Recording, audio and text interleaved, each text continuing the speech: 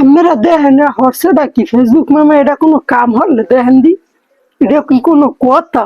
Content protect দিয়েছে মোরে, হেডারে চালু করতে কইছে, মুই তো হেডারে চালু করছি, হরার পর দেখছেন মোর ভিডিওতে মোরে কপিরাইট দিয়ে দিছে। আরেকজনে কাম ধরছে কি দেখেন, এই দেখেন মোর ভিডিও ডাউনলোড করিয়া সুন্দর সারিয়ে একবারে প্রোটেক্ট মোটেক দিয়ে সুন্দর এককালে ফিটফাট করিয়া লইছে।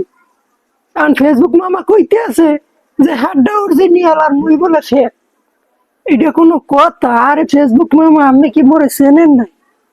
মোর ভিডিও মুই চুরি আছি? আরে কপাল, মুই কমে যাম, মুই কি এই দুর্নীতি আছি?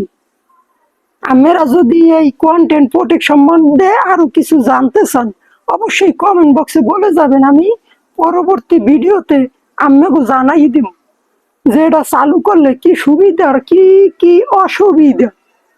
এটা চালু হওয়ার চাইতে না হওয়াটাই ভালো। সবাই ভালো থাকবেন, মোর লিগে দোয়া করবেন। আল্লাহ হাফিজ।